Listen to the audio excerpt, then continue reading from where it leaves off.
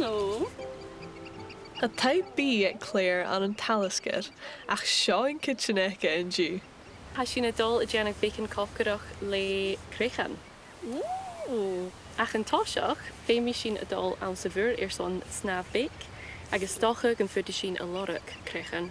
Je áte maithe seo son lora crechan?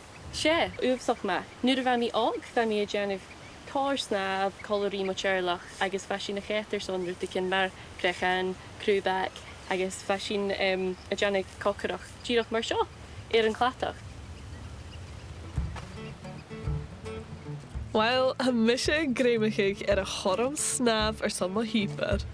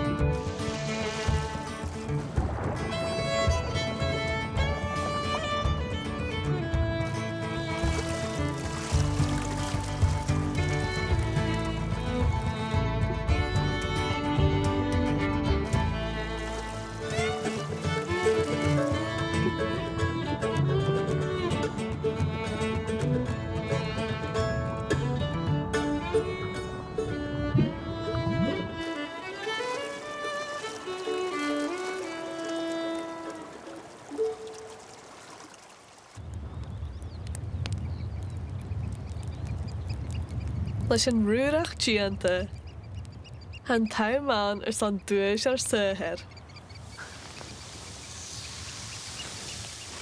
Sin an fuam a sin na géirí.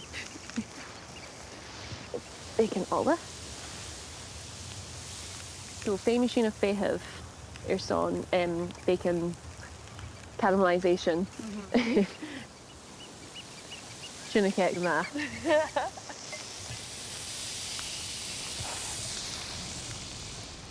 Agus bacon uiscebetha. Agus rud mi éis seo le miso paste. Le glas umami a dul colorí na crechan. Is bí déisiil inis son na gíchas. Ooh, a sin cuad ma. Rud uamhsach blasta a ha sin a faighinn an chlatach. Sea coriander. Okie dokie. Ha sin déisiil. Okay. Seo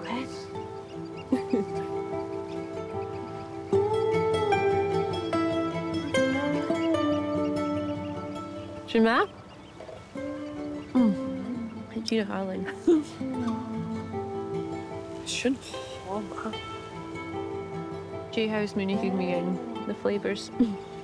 I did a gobber ma. A chéile uiscebetha. A chan blas yn y ho. Gyma blasta. Chanele ro lacher eater. No, chynjaw. It's a crispy cwtioch. Gyma crispy. So mi tri clachgich. Ryd yn hau lorag sy'n arinioch Jimmy Chalors na dobber. Oh, gyma tri. Ha sin gleif orstanach a fi y ffyrach yn challenge seo. Ha tá rút sa bhúr agus nuair a ha sin a dul min cúrs an chélan. Bhí sin a lorach rút mar cref, neo jerrycan, agus a dul daifig son rútcin mar seo. So ha uamhsach sáirte a bhí a còcaireachd le rútin mar sin. Sin hásóri se. Ha cordrum na gích is a snàmh. Is a lift barrett cóna céim. Sure.